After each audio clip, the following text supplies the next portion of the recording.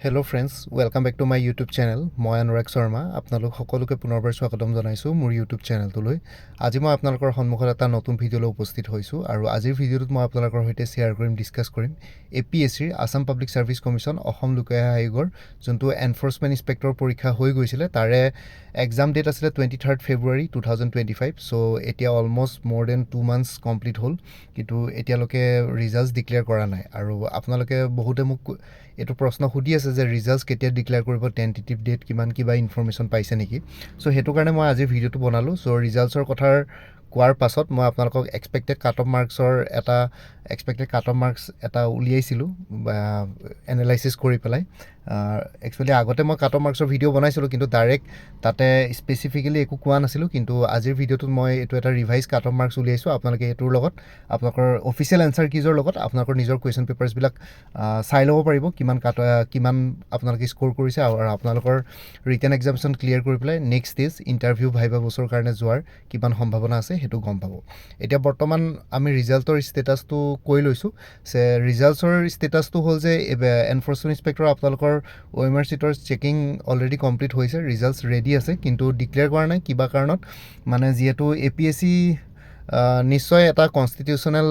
কি বুলি কয় ইন্ডিপেন্ডেন্ট বডি হয় কিন্তু তথাপিতো আসাম গভৰ্ণমেন্টৰ যেটো পঞ্চায়ত ইলেকশন চলি আছে বৰ্তমান আৰু কিছুমান মডেল কোড অফ কন্ডাক্টও লাগিছিল ইলেকশনৰ আগত সো হেতু কাৰণে মেবি আসাম গভৰ্ণমেন্টৰ লগত অলপ কোঅপাৰেট কৰিব লাগে কনস্টিটিউশনাল আৰু ইন্ডিপেন্ডেন্ট বডি হলেও কাৰণ ইয়াতে APSC ৰ মেম্বাৰছ খিনি এপয়েন্টমেন্টৰ ক্ষেত্ৰত আসাম গভৰ্ণমেন্টৰ বহুতখিনি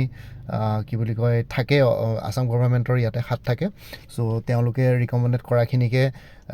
ইয়াতে এপয়েন্টমেন্ট দিয়া হয় গভৰ্ণৰে সো হেতু কাৰণে আসাম গভৰ্ণমেন্টৰ লগত কোঅপাৰেট কৰি পেলাই চলিব লগা হয় হয়তো পঞ্চায়ত ইলেকশনৰ কাৰণে ৰিজাল্টস ডিক্লেয়াৰ কৰা নাই মেবি তেনেকুৱা হ'ব লাগে এটো এটা কাৰণ হ'ব লাগে কিন্তু এনে ৰিজাল্টস ৰেডি আছে খালি ডিক্লেয়াৰ কৰিবৰ কাৰণে বাকি আছে সো আপোনালোকৰ ৰিজাল্টস সোনকালে ডিক্লেয়াৰ কৰিব বুলি আশা ৰাখিছো মানে কি হয় ডিক্লেয়াৰ কৰিব বুলি গম পাইছো আৰু সোনকালে ডিক্লেয়াৰ কৰিব ৰিজাল্টস যেটো ৰেডি আছে আপোনালোকৰ ডিক্লেয়াৰ কৰোতে বেছি টাইম নালাগে সো যিকোনো মুহূৰ্তত ৰিজাল্ট ডিক্লেয়াৰ কৰিব পাৰে মেবি 7 তাৰিখে যোনটো পঞ্চায়ত ইলেকশনৰ সেকেন্ড ফেজ আছে হেতুৰ পাছতে ৰিজাল্ট ডিক্লেয়াৰ কৰাৰ সম্ভাৱনা আছে ঠিক আছে সো এইখিনি জনালো মই এনফোৰ্সমেন্ট ইন্সপেক্টৰ ৰিজাল্ট ষ্টেটাসৰ ওপৰত বাকি নেক্সটটো হৈ গল APSC আসাম পাব্লিক সাৰ্ভিস কমিশনৰ এনফোৰ্সমেন্ট ইন্সপেক্টৰ কাট অফ মাৰ্কসৰ ওপৰত ভিডিও সো কাট অফ মাৰ্কসটো যদি চাও তেতিয়ালে ওপেন ক্যাটেগৰীত আপোনালোকৰ কাট অফ মাৰ্কস থাকিব 135 to 140 Open category male 135 to 140 out of 200 marks. Open category women 130 to 135. OBC MOBC male 125 to 130. OBC MOBC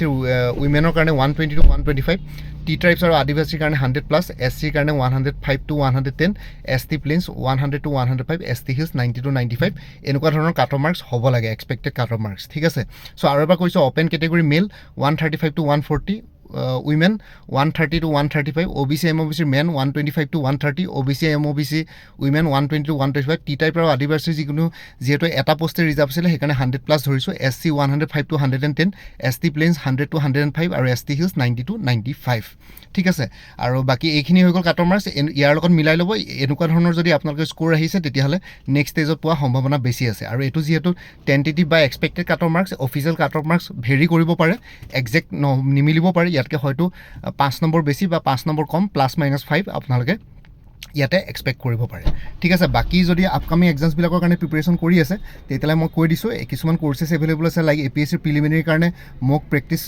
papers available আছে general studies আৰু CSET ৰ ওপৰত 85 रुपीसত আপোনালোকে ল'ব পাৰে দুখন পেপাৰছ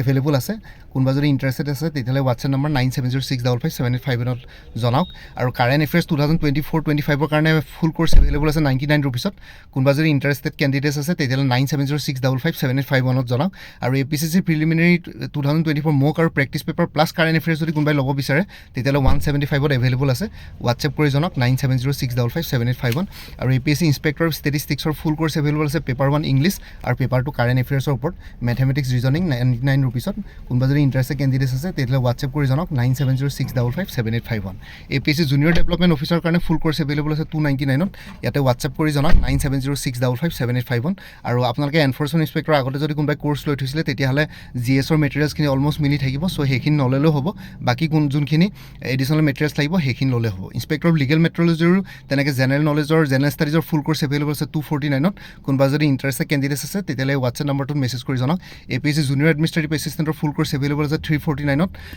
ইয়াতে কোনোবা যদি ইণ্টাৰেষ্টেড কেণ্ডিডেটছ আছে তেতিয়াহ'লে 9706557851ত হোৱাটছএপ কৰি জনাওক আছাম এগ্ৰিকালচাৰ ইউনিভাৰ্চিটিৰ ফুল কোৰ্চ এভেইলেবল আছে 299ত হোৱাটছএপ কৰি জনাওক 9706557851 আৰু APSC এছিষ্টেণ্ট ইঞ্জিনিয়াৰ ফুল কোৰ্চ এভেইলেবল আছে জেনেৰেল ষ্টাডিজ ওপৰ 249 ৰুপিছত আৰু APSC জুনিয়ৰ ইঞ্জিনিয়াৰ ফুল কোৰ্চ এভেইলেবল আছে জেনেৰেল ষ্টাডিজ আৰু ইংলিছ গ্ৰামাৰ ওপৰ 249ত কোনোবা যদি ইণ্টাৰেষ্টেড কেণ্ডিডেটছ আছে তেতিয়াহ'লে হোৱাটছএপ কৰি জনাওক 9706557851 আৰু APSC এগ্ৰিকালচাৰেল ডেভেলপমেণ্ট অফিচাৰৰ ফুল কোৰ্চ এভেইলেবল আছে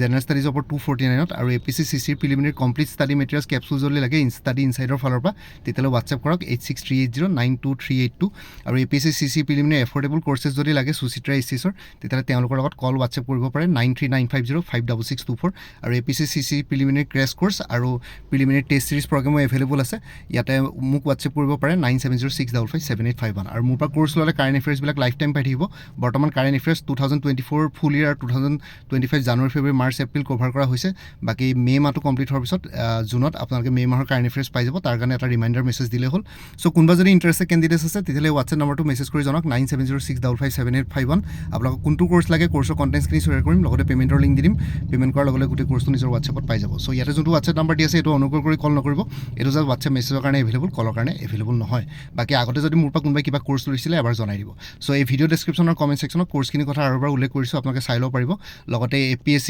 এনফৰ্চমেণ্ট ইনস্পেক্টৰ বুলি এটা প্লেলিষ্ট ক্ৰিয়েট কৰি থোৱা আছে এই প্লেলিষ্টৰ লিংকটো এই ভিডিঅ'টোৰ ডেছক্ৰিপশ্যনত দি দিছোঁ এই প্লেলিষ্টৰ লিংকটো আপোনালোকে গ'লে এই পৰীক্ষাটোৰ লগত জড়িত সকলো ধৰণৰ ভিডিঅ'ছ পাই যাব লগতে মোৰ আৰু এটা চেনেল আছে অসম IQ বুলি এই চেনেলটোৰ লিংকটো এই ভিডিঅ'টোৰ ডেছক্ৰিপশ্যনত দি দিছোঁ আপোনালোকে সেইটো চেনেলো ছাবস্ক্ৰাইব কৰিব পাৰিব যাতে ভৱিষ্যতলৈ এনেকুৱা ধৰণৰ কম্পিটিটিভ এক্সামছবিলাক দিয়াৰ ক্ষেত্ৰত আৰু অলপ এক্সট্ৰা গাইডেঞ্চ পাই যায় বাকী মোৰ ভিডিঅ'ছবোৰ চাই যদি ভাল পায় মোৰ চেনেলটো ছাবস্ক্ৰাইব কৰি ল'ব আৰু লগতে আপোনালোকৰ যিমানখিনি ফেমিলি ফ্ৰেণ্ডছ ৰিলেটিভছ আৰু চিনাকি এক্সপিৰিয়েঞ্চ আছে তেওঁলোকৰ লগত মোৰ চেনেলটো শ্বেয়াৰ কৰিব লগতে কমেণ্ট ছেকশ্যনত জনাব কিবা যদি কুৱেশ্যন থাকে ডাউট থাকে মই নিশ্চয় আপোনালোকৰ কুৱেশ্যনছ আৰু ডাউটছবিলাকৰ ৰিপ্লাই দিবলৈ চেষ্টা কৰিম বাকী আজিৰ ভিডিঅ'টো ইমানতে সমাপ্ত কৰি আপোনালোক সকলোৰ পৰা বিদায় দিলোঁ কাইলৈ পুনৰ এটা নতুন ভিডিঅ'লৈ আপোনালোকৰ সন্মুখত উপস্থিত হ'ম তেওঁলোকে ভালকৈ প্ৰিপেৰেশ্যন কৰি থাকক সকলোৱে অল দি বেষ্ট থাকিলে bye take care friends Bharat মাতা কি জয় জয় আই অসম